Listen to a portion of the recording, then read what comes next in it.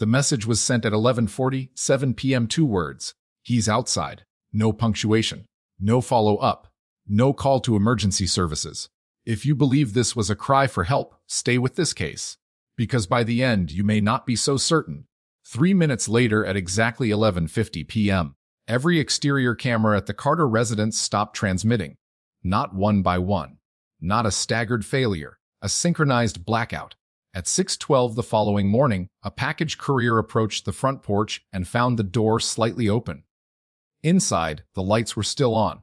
Emily Carter, age 33, senior financial compliance officer, lived alone. No prior police calls. No restraining orders. No documented threats. Her phone was found on the kitchen counter. Screen cracked. Unlocked. Battery at 17%.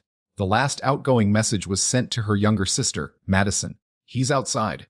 Detective Rachel Monroe stood in the center of the living room at 8:32 a.m., boots planted on polished hardwood, eyes scanning for disruption. There was no forced entry, no shattered glass, no broken locks, no overturned furniture. But the air inside the house felt disturbed, not chaotic, interrupted. The kitchen light was still on.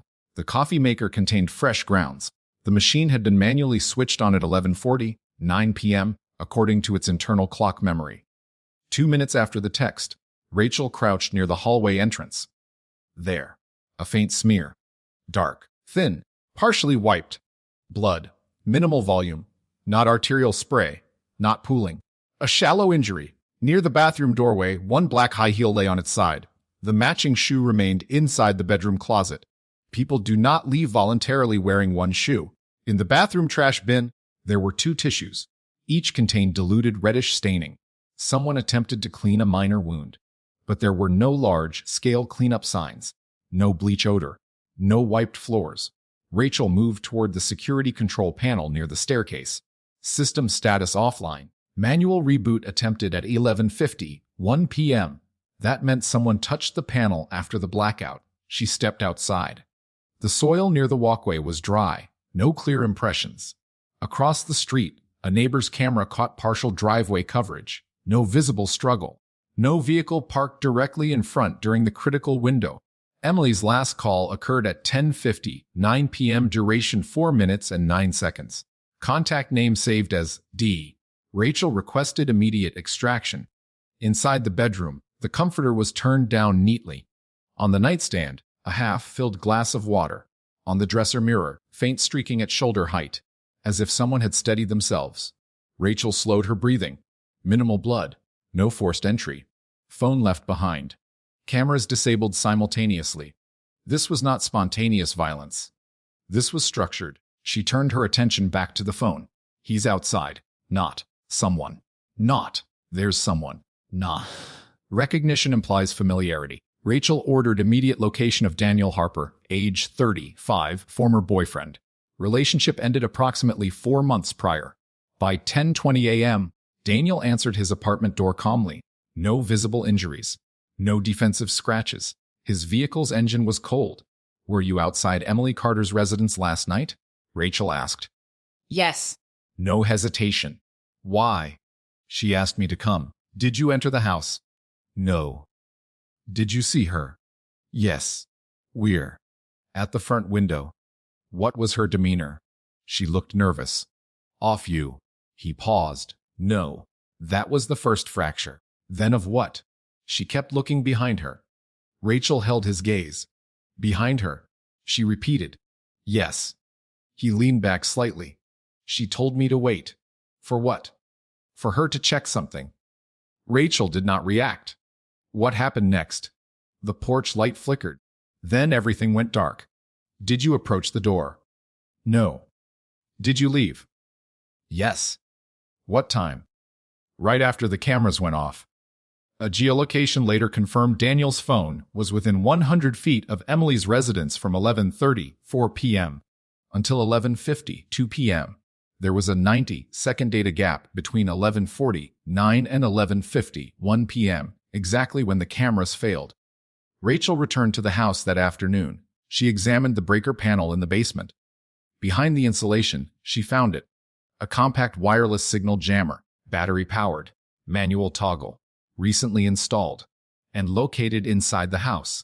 If the device was inside, then someone else was already there before Daniel arrived. Rachel stood in the basement, the faint hum of distant traffic above her. This was not a case of a man outside forcing entry. This was a case of someone inside preparing for arrival. She looked at the basement window well. Dust disturbed. Vent screen cut cleanly from the exterior. The opening was narrow but navigable. Fibers caught on the metal edge. Dark gray synthetic blend. Not matching Emily's clothing from that evening, Rachel felt something colder settle in her chest. The message may not have been a warning. It may have been confirmation. He's outside. Confirmation to whom? She climbed back up the stairs. In the kitchen, the coffee machine still held stale liquid in the pot. Why activated at 11:40, 9 p.m.? Noise masking. Or signal. She replayed Daniel's statement in her mind. She told me to wait. Wait for what? Or for who? Rachel's phone buzzed. Lab confirmed the hallway smear matched Emily Carter. Low-volume blood loss, non-fatal wound. Which meant she was alive after the initial injury. Rachel looked again at the crawlspace access door in the laundry room. The screws were not original. They had been removed recently. Inside, the dust told a different story. Footprints. Size smaller than Daniel's. Weight distribution lighter. Someone had been there. Waiting. Listening. And when Daniel arrived, Emily saw him outside. Texted her sister. He's outside. But she did not call emergency services. Instead, she turned on the coffee machine, walked away from the window, and within minutes, the cameras went black. Rachel stepped back into the living room. Sunlight now stretched across the hardwood. A quiet, orderly space. Too orderly. This was not panic. This was choreography. And somewhere inside that choreography was a mistake. She just had to find it. If you follow evidence over assumptions, subscribe now. And tell me in the comments, based on what you've heard so far, does the timeline feel intentional or accidental? Daniel Harper's phone extraction arrived just after 3 in the afternoon. Location data placed him in front of Emily Carter's house beginning at 11:30, 4 p.m. He remained there for approximately 16 minutes. The 90-second data gap between 11:49 and 11:50, 1 p.m. aligned precisely with the security blackout. But that gap, according to digital forensics, was not airplane mode. It was signal disruption, external interference, consistent with a localized jammer, which meant Daniel's phone did not go silent by choice. It was forced silent by proximity. Rachel sat across from him in interview room 2. The fluorescent lighting was unforgiving. His expression remained steady. You said she asked you to come. Rachel began. Yes. How? She texted earlier that evening. What exactly did she say? She said she needed to talk in person. Do you have that message? He nodded. It's still on my phone. Forensics confirmed. At 9:14 p.m., Emily had sent of can you come by tonight? I think someone's been around the house. Rachel looked up slowly. She thought someone was around the house. That's what she said. Did she elaborate? No. Did you believe her? I thought she was being paranoid. Was she prone to paranoia? No. That answer came too fast. Rachel let silence expand. Daniel shifted slightly. She'd mentioned weird things the past few weeks. He added. Like what? Small stuff. Packages moved. Back gate unlatched. Lights left on. Did she report it? Did she install new security? Yes. That's why the cameras were there. Rachel leaned back. Emily had upgraded her system 2 weeks prior. Rachel made a note. Why did you break up? She asked. He hesitated. Different priorities. Clarify. She wanted stability. I travel a lot. Anyone else involved? No. Rachel watched his hands. No tremor. Walk me through last night, she said. I parked 2 houses down. Why not directly in front? She asked me not to.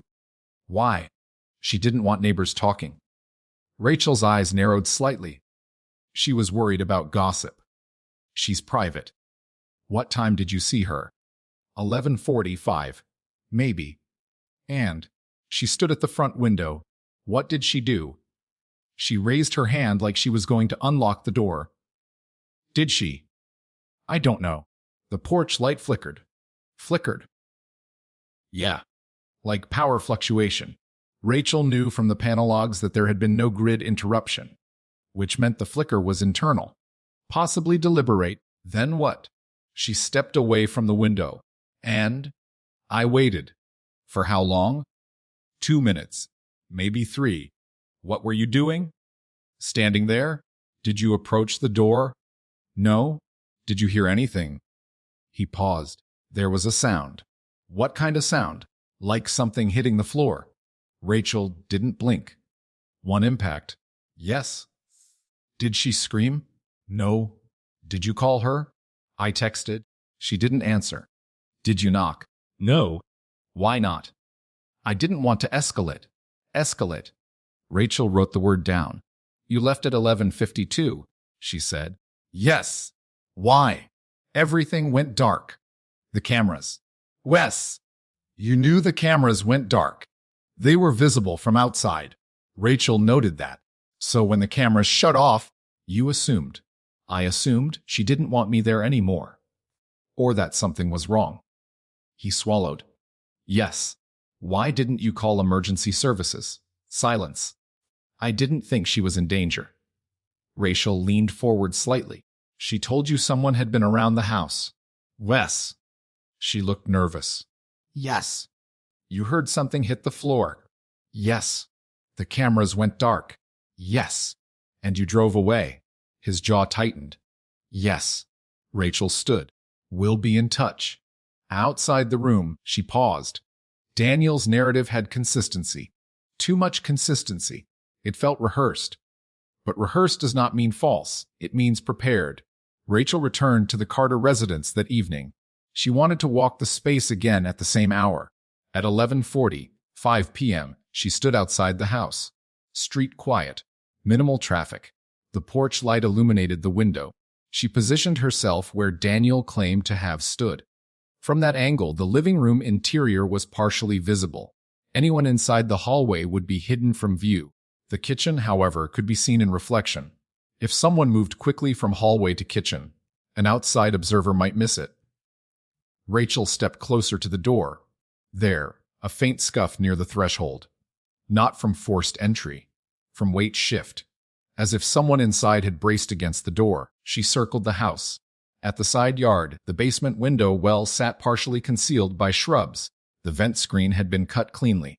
Professional tool, not random vandalism. She crouched and examined the metal edges. Fresh, less than a week old. Which meant whoever entered likely did so before that night. They could have accessed the crawl space earlier. Installed the jammer. Prepared. Waiting. Rachel stood and looked toward the neighboring house on the right. A retired couple. Their camera faced the side yard. She had the footage reviewed again. Between 10 p.m. and midnight, one shadow passed briefly along the Carter side yard at approximately 7 p.m. before Daniel arrived. Height consistent with a smaller frame, not Daniel's build. Rachel felt the case pivot. Emily believed someone had been around her house for weeks. She upgraded security. She called Daniel. She texted her sister at 11:47 p.m. He's outside. But that message went to Madison, not Daniel. Rachel requested Madison Carter brought in. Madison arrived visibly shaken. When did you receive the message? Rachel asked. 11:47, Madison said. What did you do? I called her immediately. Did she answer? No. Did you call emergency services? No. Why not? I thought she meant Daniel. Why? She told me he might come by. Did she sound afraid earlier in the evening? She sounded tense. Tense how? Like she was listening to something. Rachel's gaze sharpened. Did she mention anyone specific? Madison hesitated. She mentioned someone at work. Name. Laura Mitchell. Rachel's pen paused mid-air. Who is Laura Mitchell? Her former assistant. Former? She fired her last month. For what? Accessing client accounts without authorization. Rachel wrote the name down. Did Emily feel threatened? Yes. Did she report it? No. Why not? She thought it would blow over. Rachel stood slowly. A terminated assistant. Unauthorized access. Access to financial systems. Possibly access to home address. Possibly access to security details. Rachel's phone vibrated. Forensics update. Fibers recovered from the crawlspace matched a gray performance fleece jacket. Brand common retail. Purchase database search linked recent purchase of identical jacket to Laura Mitchell. Purchased 3 days prior. Cash. Rachel closed her eyes briefly. Pattern forming. But something still unsettled her. The coffee machine. Why activate it? She returned to the kitchen, activated the machine. The sound filled the room, loud, mechanical, masking. If someone were struggling in the hallway, that noise would obscure it from outside, meaning the coffee machine was likely activated by someone intending to mask sound. But was it Emily or the intruder? Rachel replayed Daniel's statement again. There was a sound, like something hitting the floor. One impact, not multiple. A sudden strike. Controlled. She walked to the hallway, stood exactly where the blood smear had been. Minimal, suggesting shallow cut or blunt force laceration. Not fatal, meaning Emily was mobile after the first impact, which aligned with tissues in the bathroom. She attempted to clean herself. Why? Because she believed she still had control. She believed she could de-escalate. Rachel's jaw tightened. Control is an illusion in confined violence. Her phone buzzed again. Background check on Laura Mitchell complete. Age 28. No prior arrests. Recently unemployed. Financial distress noted. 2 late credit payments. 1 eviction notice filed but not executed. Rachel looked toward the basement stairs. Someone in financial distress. Fired by employer. Knows house layout from previous visits. Possibly holds resentment. Possibly stalked. Possibly entered earlier. Installed jammer. Waited. Emily sees Daniel outside. Texts sister. He's outside.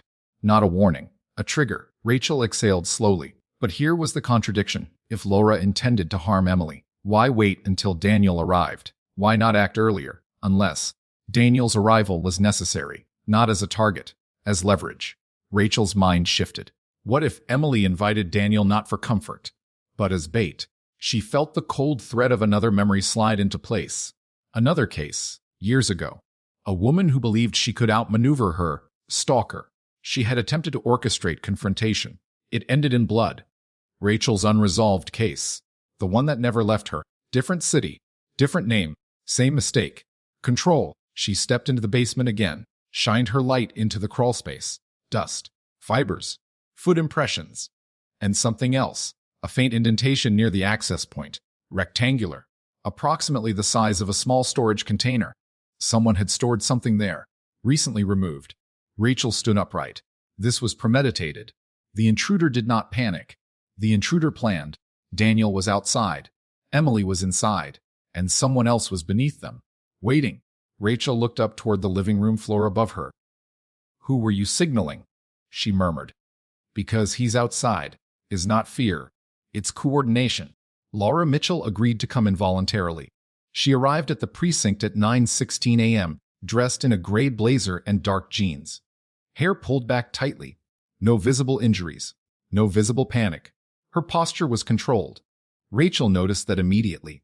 People who panic tend to over-explain. Laura did not. She sat down, folded her hands, and waited. Laura, Rachel began evenly. When was the last time you spoke to Emily Carter? Laura inhaled through her nose. About a month ago, when she fired me. For unauthorized account access. Yes? Did you dispute that? No. Were you angry? Yes. The answer came without hesitation. Rachel studied her face. Anger acknowledged. Not concealed. Have you been near Emily's home in the past 2 weeks? No. Have you ever been inside it? Yes. Once. For a work dinner. When? About 6 months ago. Did you see the basement? No. Rachel slid a printed still image across the table. The neighbor's side yard footage from 10:30, 7 p.m., a shadow moving along the Carter property line. Is that you? Rachel asked. Laura leaned forward. The shadow was indistinct. Height approximately 5'6". Laura was 5'7". That could be anyone, Laura said calmly. It could, Rachel replied. Do you have proof it's me? Not yet. Laura leaned back. Then why am I here? Rachel didn't answer that. Instead, she changed direction. Did you know Emily upgraded her security system recently? No. Did you know she believed someone had been around her property? Alora's expression didn't change. No. Rachel watched her eyes carefully. Micro movements. No immediate stress spike. Either she was innocent or exceptionally controlled. Where were you last night between 10 p.m. and midnight? Rachel asked. At home. Alone. Yes. Anyone who can verify. No. Rachel wrote that down. Did you purchase a gray fleece jacket 3 days ago? Laura's gaze sharpened slightly. Yes. Why? It was on sale. Rachel let silence stretch. Laura did not fill it. After several seconds, Rachel spoke again. Emily Carter is missing. Laura's fingers tightened just slightly. Not shock. Calculation. What happened? Laura asked. We're still determining that. Rachel watched closely. No feigned tears, no exaggerated reaction, just stillness. You think I did something to her? Laura asked. We're exploring all possibilities. Laura's jaw set. She ruined my career. That's motive. That's not murder. Rachel leaned forward. You accessed accounts without authorization. Yes. You were terminated. Yes. You're currently behind on rent. Laura's eyes flicked once to the right. Stress. Lots of people are behind on rent, she said. Did you ever go back to her house after you were fired? No. Rachel slid another image across the table. A close-up of fibers recovered from the crawlspace vent. Those fibers match the jacket you purchased. That jacket is common, Laura replied immediately. It is, Rachel agreed. But the vent screen was cut recently. Clean incision. Professional tool. Laura said nothing. Rachel shifted her tone. Emily texted someone at 11:40, 7 p.m. Laura's eyes remained steady. 2 words. Rachel continued. He's outside. Laura didn't blink. Rachel leaned closer. That message may not have been about Daniel Harper. Laura's breathing slowed. That message may have been sent to someone already inside the house. A fractional tightening around Laura's mouth. There's no evidence I was inside her house, Laura said. Not yet. Rachel stood. For now, you're free to go. Laura rose slowly. As she reached the door, she paused. If you're wrong about me, she said quietly, you're wasting time. Rachel didn't respond, because that was the real question. Time. Had Laura already used it well? Rachel returned to the Carter residence that afternoon with forensic techs. She wanted luminol applied across the laundry room floor. Lights off. Chemical mist across the tile. Within seconds. Speckling. Tiny droplets leading toward the crawlspace access panel. More than originally visible. Wiped. But not completely. The droplets increased in density near the panel, which meant the struggle intensified there. Rachel crouched low. Measured droplet direction. Low angle cast off. Blunt instrument, not knife. The hallway smear had been shallow. But here, the droplets suggested a stronger impact. Rachel stood slowly. If Emily was struck near the crawlspace, why wasn't there more blood? Unless she was incapacitated quickly. The medical examiner called shortly after. Detective Monroe, he said. We found something. Rachel felt her spine tighten. Go ahead. Drainage canal off County Road 7. Female body recovered.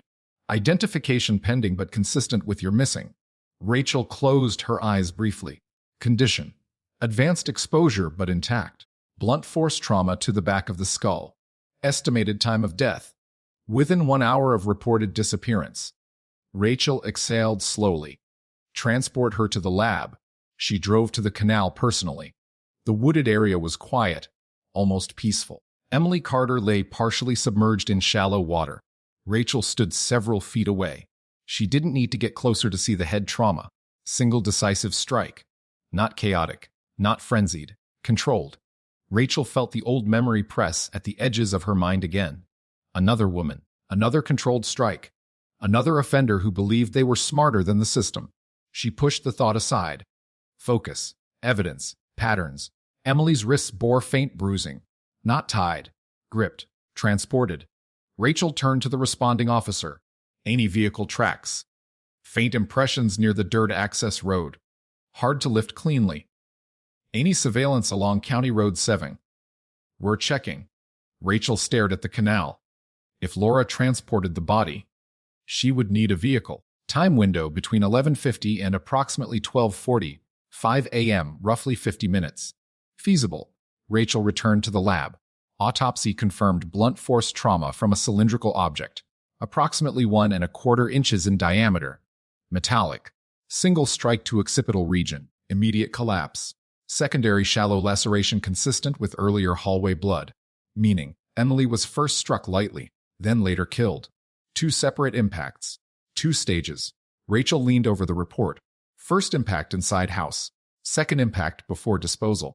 Which meant Emily was alive when removed from the Carter residence. That changed everything. Because Daniel left at 11:50, 2 p.m. cameras went dark at 11:50. If Emily was transported after 11:52, Daniel might have unknowingly crossed paths with the killer. Rachel requested traffic cam pulls along the exit routes. Within hours, one camera 2 blocks from the Carter house captured a vehicle leaving at 11:50, 8 p.m. dark sedan. Partial plate visible. Registered to Laura Mitchell. Rachel felt the quiet click of alignment. But there was still something off. If Laura struck Emily in the basement, why risk transporting her alive? Why not complete the act inside? Unless she needed something from Emily first. Information, access, code. Rachel reopened Emily's financial records. There had been a pending authorization change scheduled for the following morning. Primary signatory adjustment. Removing Laura's residual system permissions. Effective at 8 a.m., Rachel's pulse slowed. If Laura needed access, she had a deadline. And if Emily refused, the first strike would be coercive. The second, final. Rachel looked at the timeline again. He's outside. What if that message wasn't coordination, but misdirection? If Laura saw Daniel arrive and believed Emily was signaling someone else, would that accelerate violence? Rachel stood at the evidence board. Daniel outside, Laura inside, Emily between them. A house divided by misinterpretation. But there was still a missing piece. The jammer, installed before that night, which meant Laura had planned entry in advance.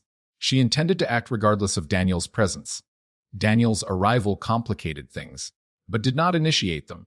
Rachel picked up the autopsy photo again. Single decisive strike. Not emotional, not explosive. Deliberate. Laura had control, until something disrupted it. Rachel looked again at Daniel's 90-second signal gap. If Laura activated the jammer from inside, Daniel's phone would drop signal temporarily, which aligned. But his vehicle did not move until 11:52, meaning he stayed outside during the initial strike. Did he hear anything else? Rachel replayed his audio interview. There was a sound, like something hitting the floor. One sound, not two. If the fatal strike occurred later, it happened after Daniel left, which means Emily was alive when Daniel drove away. Rachel felt the weight of that settle.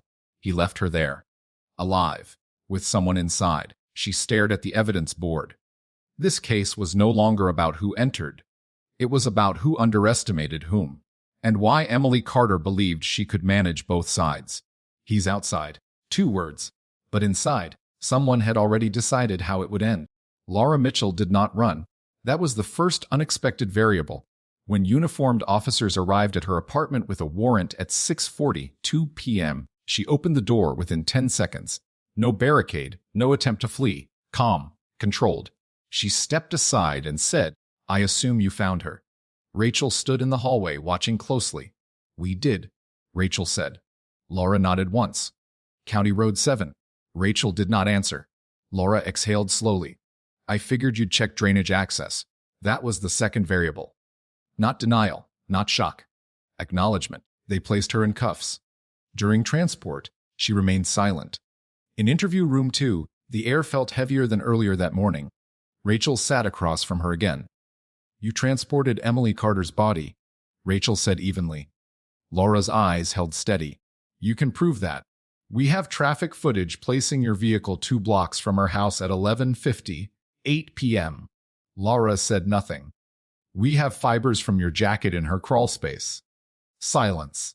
"We have your recent purchase of a signal jammer battery pack identical to the one recovered." Laura's jaw flexed slightly. "And we have autopsy confirmation that she was alive after the first impact." That landed. A fractional tightening around Laura's eyes. Rachel leaned forward. You didn't plan to kill her immediately. Laura's gaze flickered for the first time. Things escalated, she said quietly. There it was, not a denial, a revision. Rachel did not interrupt. Laura continued. She shouldn't have called him. Daniel Harper. Yes. Why? It complicated things. Rachel waited. I went there to talk, Laura said. Through a basement crawlspace? Rachel asked. Laura's lips pressed thin. I knew she wouldn't open the door. So you entered her house without permission? Yes. Yef. You installed a jammer? Yes. When? Earlier that day. You were inside her house before Daniel arrived? Yes. Rachel wrote that down carefully. You waited. Wes. For what? For her to get home. And then? We talked. In the basement. No. In the kitchen. Rachel's eyes sharpened. You revealed yourself. Wes. Why? She already suspected someone was around. So you confronted her. Less. What did you want? She was going to permanently revoke my system access. You'd already been terminated. She was going to notify regulatory authorities. Rachel paused, meaning criminal charges. Laura's silence confirmed it. You wanted her to delay that notification. Yes. Rachel nodded slowly. What happened when she refused? Laura inhaled. She told me she'd already filed the report. Rachel said nothing. Laura continued. She said by morning it would be irreversible. And I panicked. Rachel tilted her head slightly. You panicked enough to strike her? Yes. With what? A tire iron. Where was that located? In my car. You brought it inside? Yes. Duh? You planned to threaten her? Yes. But not kill her. Laura's jaw tightened. That wasn't the original plan. Rachel leaned back. Walk me through it. Laura stared at the table for several seconds before speaking. I entered around 10:30 p.m. I waited in the basement. She came down around 11. Why did she go to the basement? I made a noise. On purpose. Wes. You wanted to isolate her. Wes. She came down alone. Yes. Did she call anyone? No. What happened? She saw me. Did she scream? No. What did she say? She asked what I was going there. And I told her we needed to fix this. Fix what? The report. Rachel's voice remained even. She refused. Yes. She told me to leave. Yes. And you struck her.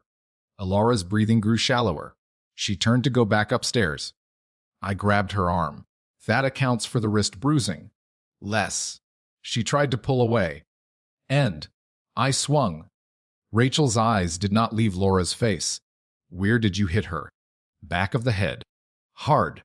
Not as hard as I could, but hard enough to draw blood. Wes. Rachel's mind aligned with the hallway smear. Then what? She fell. Unconscious? No. Dazed. So she was alive. Wes. Why didn't you leave then? Laura hesitated. Because she said something. What did she say? She said, "You're done." Rachel's jaw tightened slightly. What did that mean? She said even if I stopped her, it was already submitted. Rachel processed that. So at that point, your motive shifted. Laura looked up slowly. I realized I had nothing left. Rachel leaned forward. That's when Daniel arrived. Laura's eyes flickered. Yes. How did you know? She looked toward the front of the house. Did she say anything? She said, "He's outside?" Rachel felt the air shift. She said that aloud. Wes. Before texting? Yes. So the message was confirmation to her sister. Wes. Not to you. Laura swallowed. She thought he would scare me off. Rachel let that settle. She believed his presence would make you leave. Yes. But instead, I knew she'd try to use him. Rachel's voice dropped slightly. Use him how? To witness. To intimidate. To corner me. Rachel thought of Daniel standing outside in the dark. Unaware. I didn't want him to see me, Laura said quietly. So you activated the jammer? Yes. To cut the cameras? Yes. And what else? To prevent her from calling. Rachel's eyes narrowed. You were afraid she would call emergency services. Yes. But she didn't.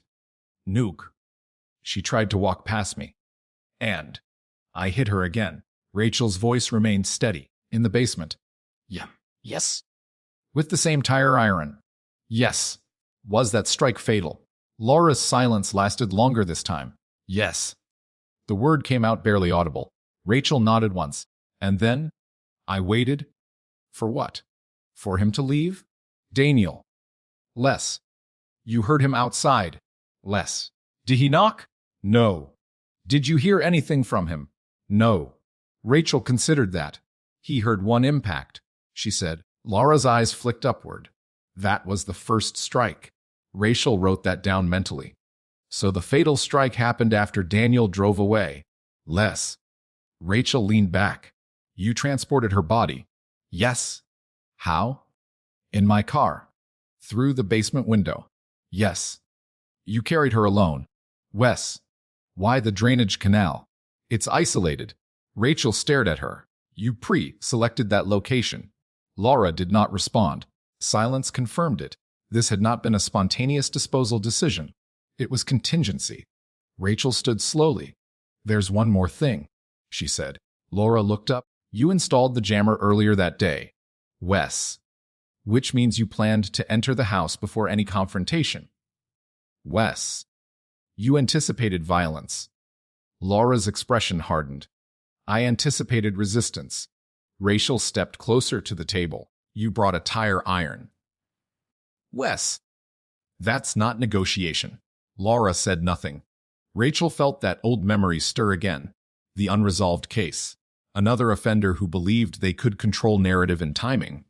Another woman who thought she was managing the situation until control slipped. Rachel placed her palms lightly on the table. You miscalculated one thing. Laura's eyes narrowed. What? Emily thought she was in control too. Silence. Two women, both believing they could outmaneuver the other. One outside, one inside, one waiting beneath. Rachel straightened. You'll be charged with premeditated murder. Laura's shoulders lowered slightly. Not shocks. As officers moved to escort her out, Laura paused. She shouldn't have involved him, she said quietly. Rachel watched her go. Daniel Harper. Standing outside in the dark, hearing a single sound, driving away, leaving Emily alive. For less than 3 minutes. Rachel remained alone in the room. 3 minutes, the space between survival and death. She knew that space well, and she knew something else. Laura had told most of the truth. But not all of it, because there was still one inconsistency. If the fatal strike occurred in the basement, why were there additional micro droplets near the hallway threshold? Rachel closed her eyes briefly. The scene had one more layer, and she intended to peel it back. Laura Mitchell's confession aligned with most of the physical evidence. Most, but not all. Rachel stood once more inside the Carter residence at 11:46 p.m., the same minute Emily had sent her final message the night she disappeared. Timing mattered, patterns mattered, and inconsistencies mattered most. Laura claimed the first strike occurred in the basement, yet the hallway smear had been located near the bathroom door on the main floor. If Emily was struck below, why was there blood upstairs? Rachel walked the staircase slowly. Step by step, she paused halfway and imagined the sequence. Laura makes noise. Emily goes down to investigate. Confrontation. First strike. Non-fatal. Emily dazed but conscious. Then what? Laura said Emily tried to walk past her. But that did not explain upstairs blood. Unless Emily escaped the basement after the first impact. Rachel descended again and examined the basement floor under high-intensity light. There were faint cleaned areas, circular white patterns, but luminol had shown heavier concentration near the crawlspace access point. The droplet angle suggested a downward cast, off at approximately shoulder height, which meant the first strike may have happened there, but the second could not have. Rachel knelt and measured approximate ceiling clearance. Low, restricted swing arc. A tire iron swing would have been constrained, not impossible, but awkward. She climbed back upstairs. The hallway was narrow. Hardwood floor. The smear had been partial. Wiped once, not thoroughly. Rachel crouched where it had been found. If the fatal strike occurred upstairs, and Laura transported the body from the basement, that meant the body had been moved twice inside the house, which contradicted Laura's clean narrative. Rachel stepped into the kitchen. The coffee machine, still bagged in evidence. She requested the internal memory logs again. Timestamp 11:40, 9 p.m. activated manually, which meant someone physically pressed the switch. If Emily had been struck once in the basement, she could have stumbled upstairs, attempted to regain composure, activated the machine to create noise. That would align with hallway blood and bathroom tissues. But Laura's confession suggested the second strike happened in the basement. Rachel exhaled slowly. Confessions are often structured to minimize certain details, not always to deny guilt, but to control narrative. Rachel replayed Laura's exact wording in her mind. She turned to go back upstairs. I grabbed her arm. I swung. Laura never specified which swing caused which injury, only that she struck twice. The autopsy report listed one superficial laceration, one fatal depressed skull fracture. The superficial laceration was located slightly above and behind the right ear. The fatal fracture was lower, near the occipital base. Different angles. Different force vectors. Rachel pulled the trajectory analysis. The fatal strike angle was slightly downward, indicating the attacker stood higher than the victim at the moment of impact. In the basement, ceiling height limited full extension. But on the staircase, height differential exists. Rachel felt the shift. What if the first strike happened in the basement? Emily escapes upstairs. She activates the coffee machine. She moves toward the front door. She sees Daniel outside. She says aloud, "He's outside." She sends the text. Laura follows her up the stairs. Daniel hears one impact. That is the fatal strike. On the staircase landing. Not in the basement. Rachel walked to the staircase, stood on the third step from the top, looked down. If Laura stood 2 steps above Emily, the downward angle would align with autopsy trajectory. Rachel knelt and examined the stair edges. Under alternate light there, micro-speckling, nearly invisible, missed in initial sweep, very fine droplets along the stair riser, wiped once, but not completely. Rachel stood slowly. Laura had moved the body back downstairs to stage basement transport, which meant Laura lied about where the fatal strike occurred. Why? Because that location implicated Daniel more closely. If the fatal strike happened while Daniel was still outside, Laura might worry that audio evidence could contradict her timeline. Rachel checked Daniel's phone audio logs again. At 11:40, 9 p.m., a brief microphone activation spike. Likely incidental background capture during his attempted text. The file had been overlooked because it was only 3 seconds long. Rachel requested enhancement. The lab cleaned it. There it was. A dull impact, followed by what sounded like a sharp intake of breath. Not male. Female. Then silence. Timestamp 11:40, 9 and 20, 8 seconds p.m. Cameras went dark at 11:50 p.m., meaning the fatal strike occurred before the cameras fully disabled. Laura likely activated the jammer after the second impact to prevent further evidence capture, which meant her timeline shifted slightly. She escalated sooner than she admitted. Rachel leaned against the wall. The space between first and second strike was shorter than Laura claimed. Not minutes, seconds. Which suggested emotional spike, loss of control. That mattered, because Laura had described a calm waiting period, but the audio contradicted that. Rachel drove back to the precinct. Laura sat in holding. Rachel entered the interview room again. Laura looked up, surprised. "I thought we were done," she said. "We're not." Rachel placed a printed waveform on the table. "What is that?" "Audio capture from Daniel Harper's phone." Laura's posture stiffened slightly. "You said the fatal strike happened after he left." Laura said nothing. Rachel slid the timestamp forward. 11:40, 9 and 20, 8 seconds. Laura's jaw tightened. He was still outside. Silence. "You struck her on the staircase," Rachel said calmly. Laura's eyes flickered. "No. Less. You moved her body downstairs after." Laura's breathing changed. You miscalculated the microphone capture." Silence filled the room. Laura's shoulders dropped slightly. "She ran," Laura whispered. Rachel did not interrupt. She pushed past me. She went upstairs. I followed. And she saw him through the window. She said, "He's outside. Wes." And then she reached for the door. Rachel waited. I panicked. Because if she opened it, he would see me. And everything would be over. Rachel's voice remained even. "So you struck her on the stairs?" Laura closed her eyes briefly. "Yes." "How many steps above her were you?" "True." "Full extension." "Yes." "So that was the fatal blow." Laura nodded once. Rachel let silence settle. Why move her back downstairs? To buy time. For what? To wait until he left. And then transport her. Yes. Rachel studied her. "You lied about the location because..." Laura looked up slowly. "Because if he heard it, I thought maybe he could be implicated." Laura did not respond, which was answer enough. Rachel stood. There it was.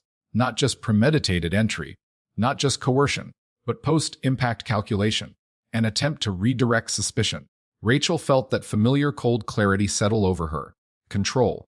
Laura believed she could control the environment.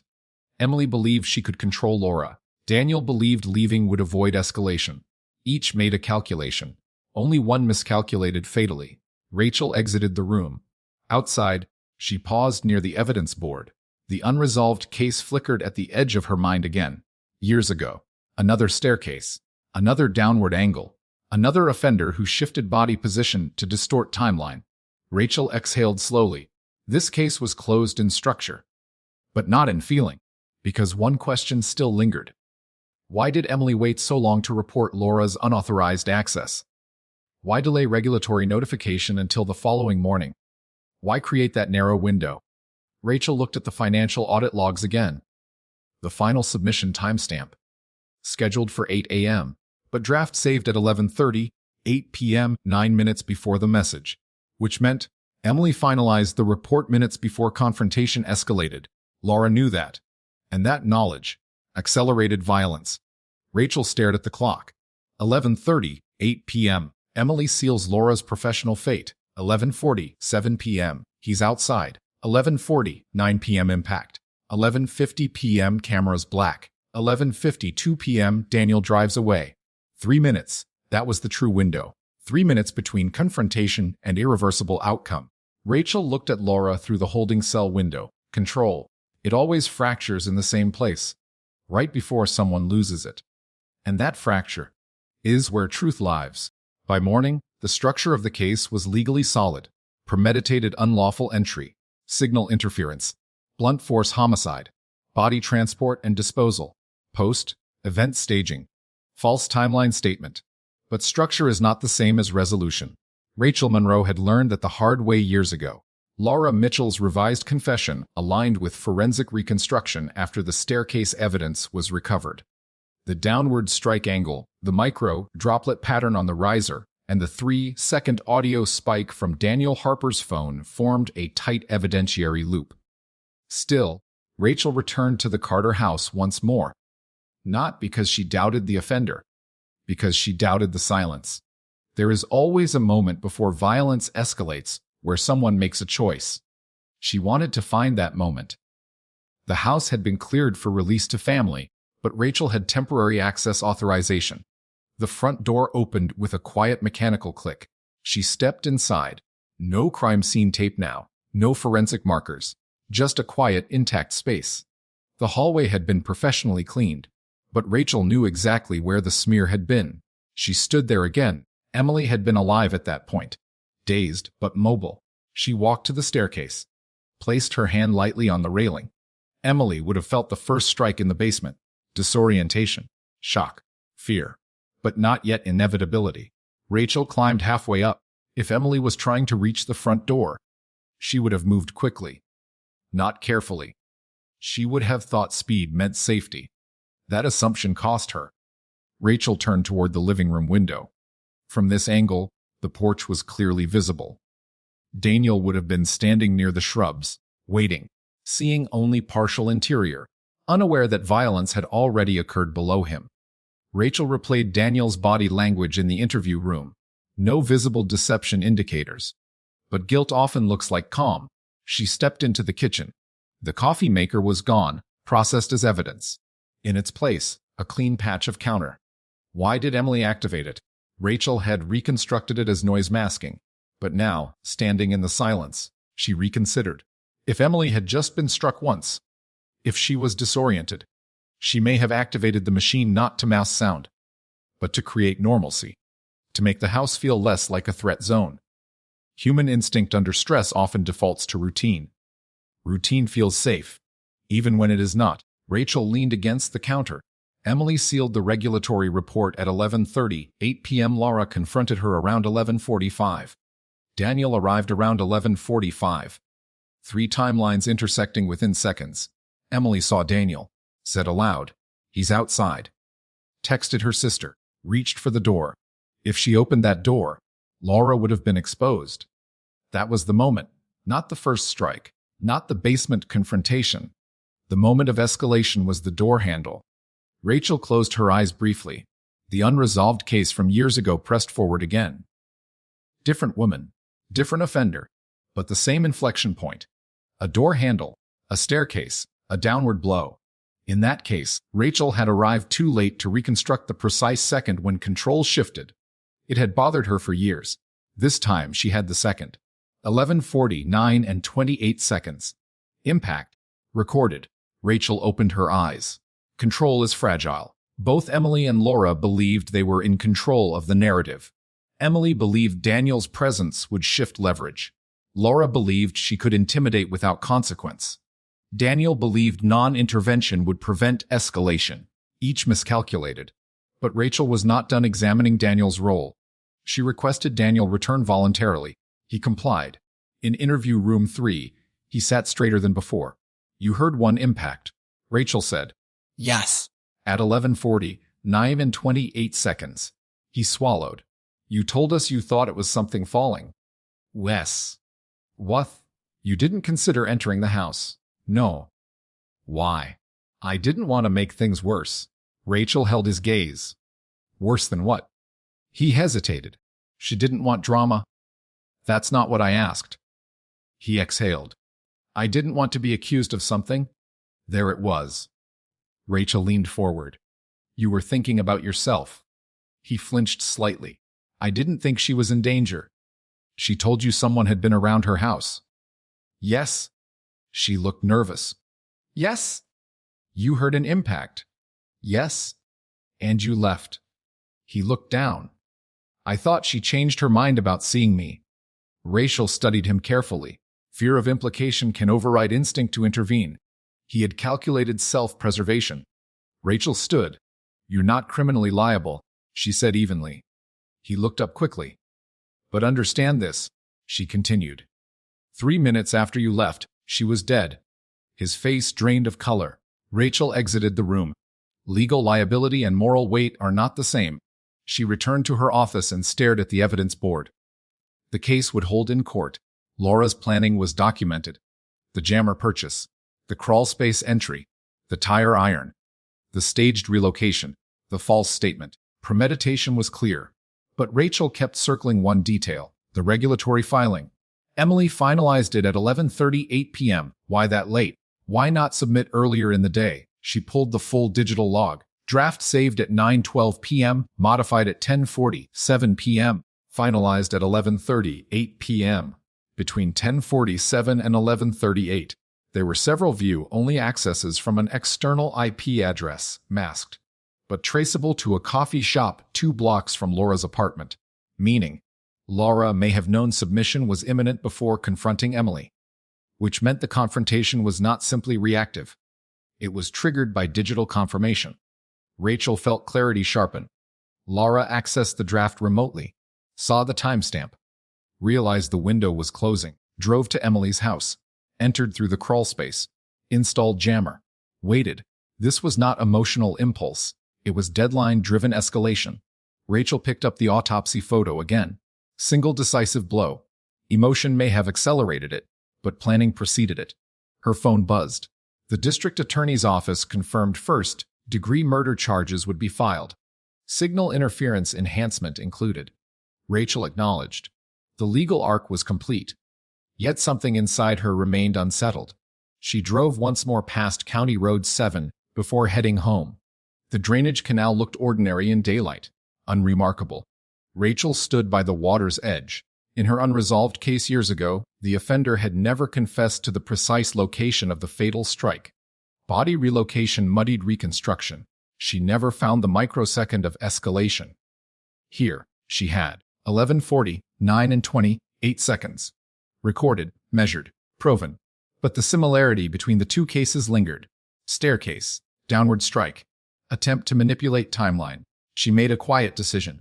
She would reopen the old file, not because of procedural necessity, because pattern recognition is rarely coincidence. She returned to her vehicle. Control fractures, always at the same point. Right before exposure, Emily reached for the door. Laura swung. Daniel waited. 3 intersecting decisions, 1 irreversible outcome. As Rachel drove away from the canal, she glanced at the clock on the dashboard. 11:40, 9 p.m., not exact, but close enough. Some timestamps never leave you, and some seconds echo longer than others. The arraignment was scheduled for 9 a.m. Laura Mitchell entered the courtroom in County, issued clothing, posture still composed, though thinner now around the eyes. Sleep deprivation does that. So does inevitability. Rachel stood in the back, arms folded, observing. First, degree murder, premeditated unlawful entry, electronic interference, tampering with evidence, false statement to investigators. Laura entered a plea of not guilty. That did not surprise Rachel. Confession in an interrogation room does not always translate to courtroom strategy. The district attorney leaned heavily on premeditation, the jammer purchase, the crawlspace entry, the tire iron, the staged body relocation. But Rachel knew the defense would pivot toward emotional escalation, crime of passion, panic, deadline stress. The difference between first degree and second degree would hinge on intent before entry. And that brought Rachel back to the coffee shop IP address. She returned to the cyber unit that afternoon. "I want the full session log from that remote access," she said. They pulled it. Laura accessed the regulatory draft at 10:40, 7 p.m. again at 11:11 p.m., again at 11:20, 9 p.m. each time. The cursor hovered over the submission confirmation field, which meant she was monitoring the deadline in real time. At 11:30, 8 p.m., the draft locked. Submission finalized. 9 minutes later, Daniel arrived. 7 minutes later, Emily was dead. Rachel stared at the digital clock overlay. This was not a spontaneous confrontation triggered solely by emotion. Laura watched the submission happen, then drove, which meant she left the coffee shop before 11:30. 8 p.m. vehicle traffic cam confirmed her sudden entered Emily's neighborhood at 10:30, 4 p.m. She had arrived before the final submission. That mattered, because if she arrived before knowing whether Emily would file, then the motive was coercive prevention. But if she arrived after confirming submission, then the motive was retaliatory. Rachel rewound the timeline carefully. Coffee shop camera showed Laura leaving at 10:20, 8 p.m. Traffic cam showed her vehicle turning onto Emily's street at 10:30, 4 p.m. Emily finalized submission at 11:30, 8 p.m., which meant Laura entered the house before knowing the report had been officially filed. She likely believed she could still stop it. That reinforced premeditated coercion. Rachel felt the legal arc strengthening. But something else surfaced. If Laura entered at 10:34 and confrontation began closer to 11:45, what happened in that 70-minute gap? She returned to Laura's initial confession transcript. "I waited in the basement. 70 minutes. Waiting. Listening. That is not panic. That is sustained intent." Rachel requested additional forensic sweep of the basement crawlspace, specifically food wrappers, water bottles, or other signs of prolonged presence. The secondary search recovered a partially crushed plastic water bottle behind insulation. Fingerprints matched Laura. Time, stamped manufacturing batch suggested recent purchase. Rachel imagined Laura crouched in the dark basement for over an hour, listening to Emily move upstairs, perhaps hearing her type. Perhaps hearing the regulatory submission finalize. That extended waiting period reinforced deliberation. Rachel sat at her desk and opened her old case file, the unresolved one. Years ago, a woman named Allison Reed had been killed on her staircase. The suspect was an ex-business partner. Entry through a side door. Body relocated. Timeline manipulation. No confession. Insufficient physical evidence to prove premeditation beyond doubt. The case never crossed the threshold for first degree. It haunted Rachel. Now, looking at Laura Mitchell, she saw structural similarity, deadline-driven conflict, business betrayal, escalation at a staircase, attempted timeline distortion, different city, different decade, same architecture. Rachel closed the old file. Patterns don't convict people. Evidence does. Still, she couldn't ignore the symmetry. Her phone buzzed. Madison Carter requested to speak with her. Rachel agreed. Madison sat across from Rachel later that afternoon, eyes red but steady. "Thank you," Madison said quietly. "It's not finished yet," Rachel replied. "I know." Madison clasped her hands together. She thought she could handle things herself. Rachel nodded once. She didn't want drama? That word again. Drama? Daniel used it. Madison used it. Emily may have believed calling police would escalate beyond control, so she tried to manage it privately. Rachel leaned forward slightly. Did Emily ever mention reopening a previous complaint against Laura? Madison frowned. No. Did she express fear beyond professional conflict? She said Laura felt intense. In what way? Like she watched too closely, asked too many personal questions. Rachel made a note. Stalking behavior often begins with proximity through trust. Madison continued. She didn't want it to become a police matter. Rachel's voice lowered. Why? She thought it would make her look weak. Rachel absorbed that. Control. Appearance of control. Reputation. Silence often grows in those spaces. Madison looked up. Did she suffer? Rachel paused briefly. It was quick. That was the truth of the fatal strike. Madison nodded, tears finally falling. After she left, Rachel sat alone for several minutes. Control. The word echoed again. Laura sought to control exposure. Emily sought to control escalation. Daniel sought to control implication. Each made decisions in isolation. But violence rarely respects isolation. Rachel returned to the evidence board. One question remained unresolved. Why did Laura lie initially about the location of the fatal strike? Fear of additional charges? Or something else? She reviewed Laura's body camera footage from arrest again. At one point during transport, Laura had muttered something barely audible. Rachel enhanced the audio. She shouldn't have tried to humiliate me. Rachel paused the file. Humiliate. That was different professional termination. Humiliation suggests public exposure. Rachel pulled the regulatory submission record again. The draft included a notation recommending external audit and formal disciplinary disclosure, meaning Laura's misconduct would not remain internal. It would become part of an official record, potentially industry-wide. Public. Rachel felt clarity settle. The confrontation was about more than charges. It was about exposure. Laura waited in that basement knowing her professional identity was collapsing upstairs. When Emily reached for the door, she wasn't just reaching for Daniel. She was reaching for visibility, witness, public consequence. That was the moment Laura could not allow. Humiliation is a powerful accelerant. Rachel closed her notebook. The prosecution would hold. The narrative was complete. But as evening settled, Rachel found herself glancing again at the Allison Reed file. Same staircase, same downward angle, same deadline-driven confrontation. Different offender, but eerily similar structure. Coincidence? Maybe. Or maybe. Some patterns take years to recognize. Rachel locked her office and stepped into the night air. The city felt quiet, predictable, controlled. She checked her watch unconsciously. 11:49 p.m. Not exact, but close enough to feel it. 3 minutes. That was all it took. 3 minutes between humiliation and homicide. And once that line is crossed, no one is in control anymore. Trial strategy meetings began within days. The district attorney's office prepared to establish deliberate entry, technological sabotage, and lethal escalation tied directly to financial exposure. But Rachel Monroe was less concerned about court theatrics than about precision. Because precision wins cases, and precision prevents appeals. She reviewed the staircase reconstruction again with the forensic trajectory analyst. "Show me angle variance," Rachel said. The analyst adjusted the digital model. If the victim is 2 steps below the assailant, he explained, and the assailant swings from right to left. The downward vector matches the occipital fracture we documented. And if the strike happened in the basement? Rachel asked. Less likely. Ceiling clearance limits arc. You'd expect either a glancing blow or different fracture dispersion. Rachel nodded once. The staircase was definitive, which meant Laura's initial false statement demonstrated consciousness of guilt. That strengthened intent. Rachel returned to the Carter residence one final time before release to the family's estate attorney. She walked the basement slowly. 70 minutes.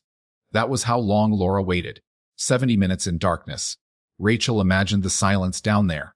Emily upstairs, typing, walking, maybe making tea, maybe checking her phone.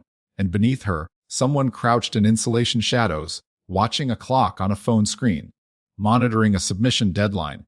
The crawl space was narrow, tight enough to induce discomfort. Yet Laura remained there. That patience was not emotional chaos. It was focus. Rachel stepped into the living room. The front window still reflected faint shapes from the streetlights outside. She stood where Emily had stood, looked out. If Daniel was visible from that angle, Emily would have believed she had leverage. Visibility equals safety. That assumption failed. Rachel walked to the door and placed her hand lightly on the handle. Cold metal. Ordinary object. Inflection point. In Allison Reed's case years earlier, the same detail existed. A door handle mid-turn when the strike occurred. Rachel had never proven the precise second of escalation in that case. Here, she had audio. 3 seconds of dull impact. That sound would be played in court. It would not be dramatic. It would not be cinematic. It would be clinical. But devastating. Rachel returned to headquarters and met with the district attorney. Defense will argue panic, he said. They'll argue humiliation triggered sudden rage. They can argue. Rachel replied evenly. But they can't erase the jammer. He nodded. Premeditation hinges on entry. She cut the vent screen in advance. Rachel said. Installed the jammer before confrontation. Brought a tire iron. Waited 70 minutes. That's intent. Less. He paused. What about Daniel? Rachel considered the question carefully. He's not criminally culpable.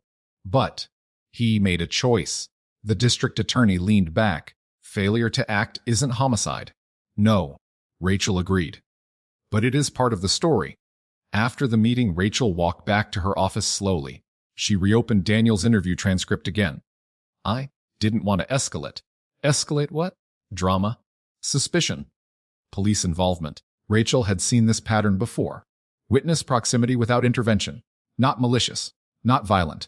But paralyzed by self-preservation. She requested Daniel return one final time, not as suspect, but as witness clarification. He sat stiffly this time. You know you're not facing charges. Rachel began. He nodded. I keep thinking about it, he said quietly. About what? If I called. Rachel studied him. You heard one impact, she said. Yes. Would you have intervened if you heard two? He swallowed. I don't know. Honest. Rachel respected that. You're not responsible for Laura Mitchell's decisions, she said evenly. But I left her there, he replied. Rachel did not offer absolution. Because guilt, even when misplaced, follows logic of its own. She let silence sit between them. You believed leaving prevented escalation, she said finally. Yes. And that belief cost you certainty. He nodded. Rachel stood. Testify truthfully, she said. He nodded again. After he left, Rachel stared at the evidence board. All components aligned now. Entry. Confrontation. First strike. Staircase. Fatal blow. Body relocation. False statement. Digital motive. Complete. Yet Rachel felt something still unresolved. Not in this case. In herself. She reopened Allison Reed's file again. Staircase photographs. Trajectory inconclusive. No audio. No confession.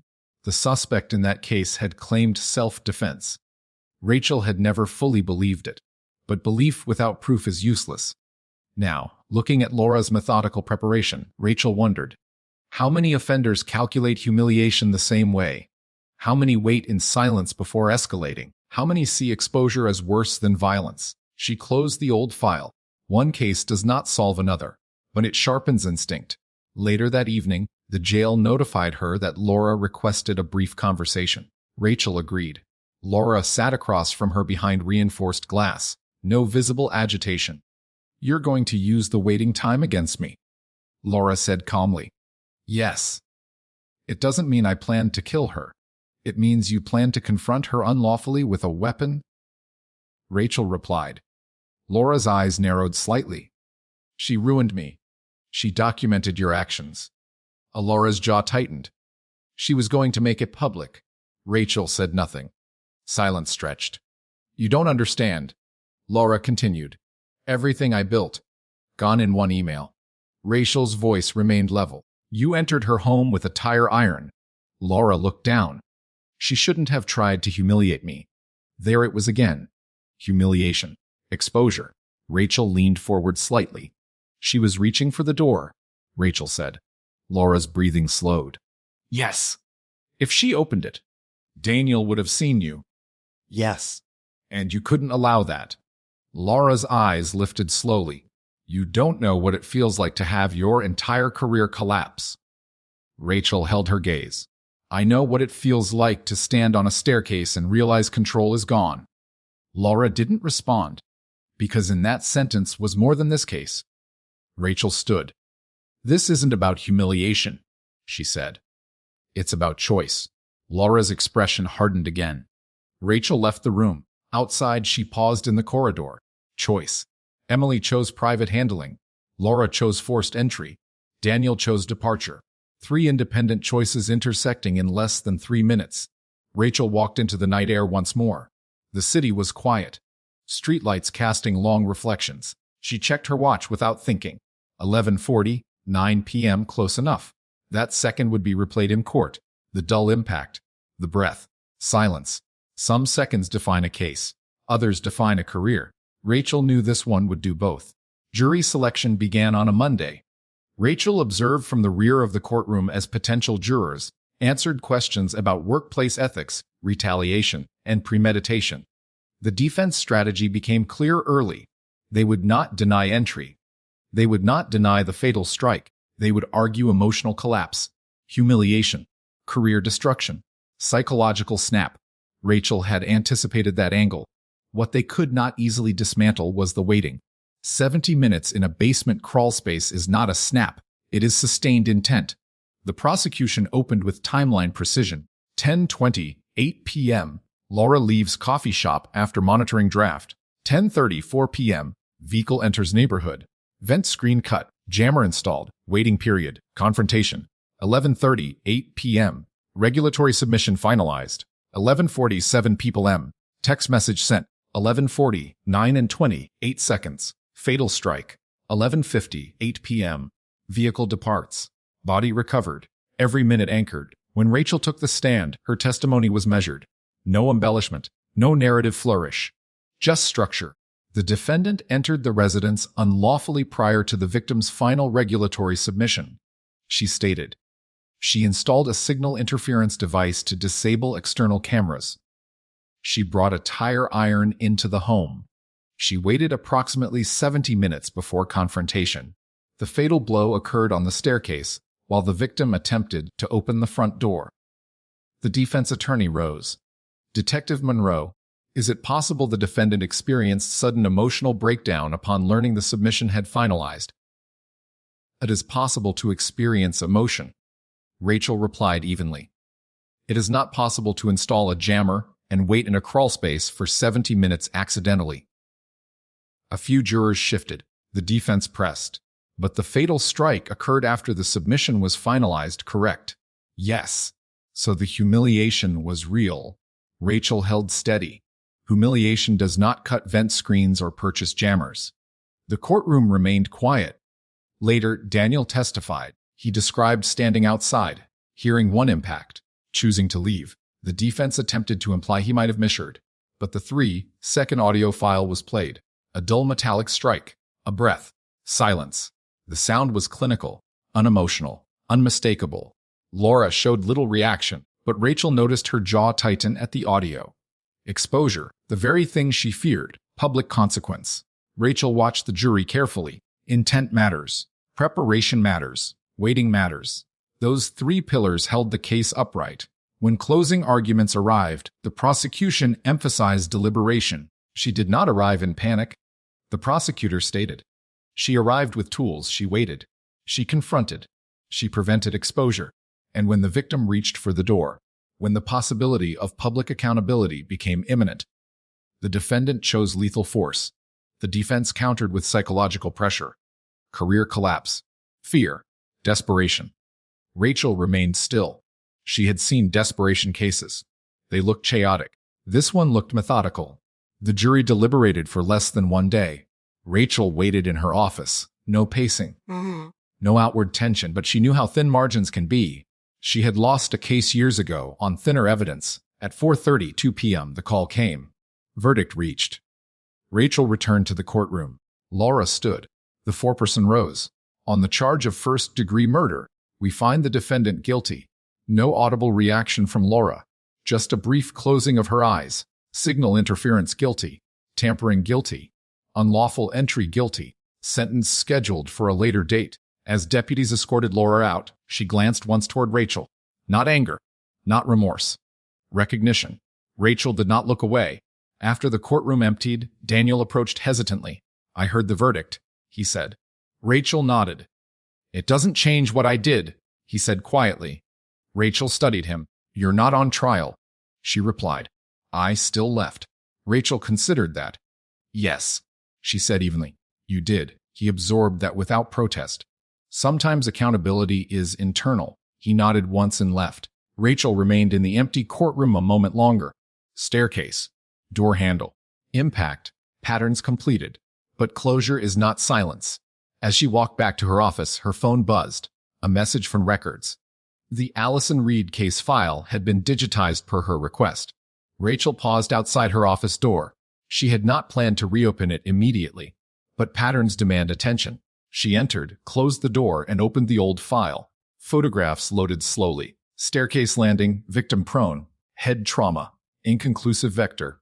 The suspect in that case had claimed the victim slipped during confrontation. No audio, no jammer, no waiting period documented. But there had been a financial dispute, a threatened audit, public exposure risk. Rachel leaned back. The architecture was similar, too similar to ignore. Her phone buzzed again. New message. From an unknown number. No caller ID, just text. You don't know the whole story. Rachel's eyes sharpened. The timestamp read 11:40, 9 p.m. exactly. She stared at it for several seconds. Coincidence or deliberate reference? She did not respond. Instead, she forwarded the message to Cyber. Trace origin. As she waited, she felt something familiar settle in her chest. Not fear. Recognition. Patterns rarely end cleanly. Sometimes they echo. And sometimes they reach back. The message was routed through a disposable application. No subscriber data. No stable IP. Single transmission. But it had been sent deliberately at 11:40, 9 p.m. The same second stamped into Rachel Monroe's memory from the Carter staircase. Coincidence was possible, but precision like that usually wasn't. Cyber traced the originating device ping to a public wireless network downtown. Security camera footage from the building showed multiple occupants during that minute. No immediate identification. Rachel did not overreact. Patterns demand discipline, not paranoia. She reopened the Allison Reed file beside the Carter case board. 2 victims, 2 staircases, 2 financial exposure conflicts, 2 attempts at timeline distortion. Only one had a conviction. In Allison Reed's case, the suspect, Marcus Hale, had claimed she slipped during a heated argument. No prior unlawful entry, no jammer, no waiting period documented. But there had been something else, a draft audit report, finalized late at night. Rachel leaned forward slowly. She pulled the archived digital logs. Time of final draft save in Allison's case 11:40, 6 p.m. Time of emergency call placed by Marcus 11:50, 2 p.m. No confirmed time of impact. No audio. No independent witness outside. Rachel felt the same cold clarity she had felt in the Carter house. If the fatal strike in Allison's case occurred around 11:49, and Marcus placed the call 3 minutes later, then the architecture aligned almost perfectly. But architecture alone is not proof. Her phone buzzed. Cyber response. Message sent from a prepaid device purchased earlier that day at a pharmacy kiosk. Security still pending. Rachel did not respond to the unknown number. If the sender wanted attention, silence was leverage. She drove home but did not sleep immediately. Instead, she reviewed Laura Mitchell's post, verdict intake interview. One line stood out. You don't know what it feels like to have your entire career collapse. In Allison's file, Marcus Hale had said during questioning, she was going to destroy everything I built. A same phrasing structure, different voice. Rachel sat in the quiet of her apartment, the city dim outside her windows. Control fractures at exposure. That pattern was now undeniable. The following morning, she requested a formal review of the Allison Reed forensic materials under modern analysis protocols. New trajectory modeling, enhanced blood pattern interpretation, digital timestamp reconstruction. If she was wrong, the data would show it. If she was right, then a case once dismissed as ambiguous might have clarity. By mid-afternoon, the pharmacy security footage arrived for the prepaid phone purchase linked to the message. Rachel watched carefully. A hooded individual approached the kiosk. Cash payment. Device selected. Receipt declined. The individual adjusted their hood briefly while exiting. For less than half a second, a partial profile appeared. Rachel paused the frame. Enhanced. Zoomed. Not Laura. Not Daniel. Male. Mid-30s. Familiar. She pulled Marcus Hale's booking photo from the Allison Reed case. Placed it beside the still frame. Similar jawline. Similar ear structure. Similar brow ridge. Not definitive, but close enough to unsettle. Marcus Hale had been acquitted years ago. Double jeopardy would prevent retrial for the same charge unless new evidence met strict legal thresholds. Rachel felt her pulse steady, not spike. Control. She would not chase shadows. She called cyber.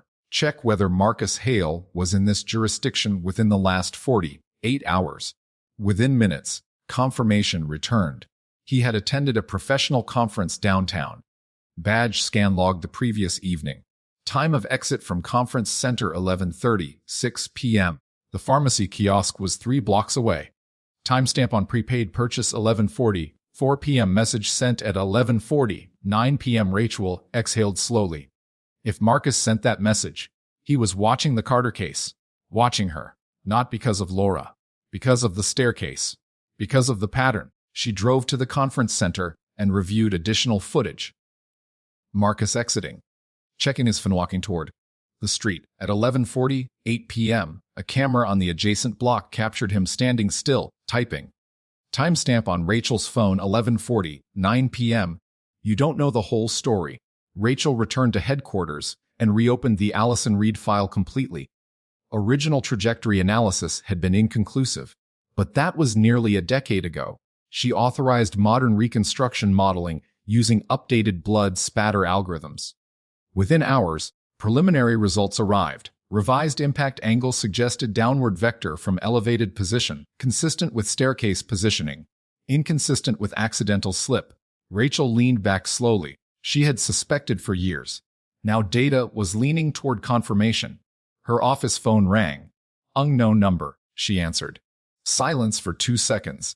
Then a male voice. You solved the wrong one. Rachel did not speak immediately. You're reaching, she said calmly, a quiet chuckle. You think patterns are coincidence? I think people repeat behavior, she replied. Careful. Detective, he said. You're not as certain as you sound. Why send the message? She asked. Pause. Because you finally noticed. The line disconnected. Rachel remained still for several seconds. No fear. No anger. Just clarity. Marcus Hale had not contacted her out of threat. He contacted her out of recognition. He saw the parallel too, and he knew what that meant. Rachel stood and walked to the evidence board. Emily Carter's photo remained pinned beside Laura Mitchell's. She added Allison Reed's photo beside them. 2 staircases. 2 deadlines. 2 exposure threats. 1 conviction, 1 acquittal. The Carter case was complete. The Reed case was not. Rachel wrote one word beneath both photographs. Control. Then beneath that, exposure. She stepped back. Marcus had sent the message at 11:49 p.m. deliberately. He wanted to remind her of the second she finally captured in Carter's case. The second she never proved in his. But now, she might. Rachel picked up the phone and called the district attorney. I need to discuss newly developed forensic evidence in the Reed case, she said evenly. There was a pause. That case was closed. The DA replied. Not if the science changed. Another pause. Send me what you have. Rachel hung up and looked at the clock. 11:40, 9 p.m. would always exist in her head as the second violence crystallized. But now it meant something else. Recognition. Patterns don't just define offenders. They define investigators. Laura Mitchell believed humiliation justified escalation. Marcus Hale believed ambiguity protected him. Emily Carter believed visibility would save her. Daniel Harper believed distance would prevent implication. All were wrong in different ways. Rachel turned off her office light. The Carter file would close. Sentence would be handed down. Justice, at least legally, had been delivered. But the message ensured something else. This was not the end of a pattern. It was the beginning of reopening one. As she stepped into the night air, her phone screen reflected the time. 11:40, 9 p.m. exact. She did not look away this time. Some seconds echo. Others return. And when they do, you answer them. If this case stayed with you, subscribe for more investigations where every detail counts. And in the comments, tell me, what was the moment you knew something didn't add up?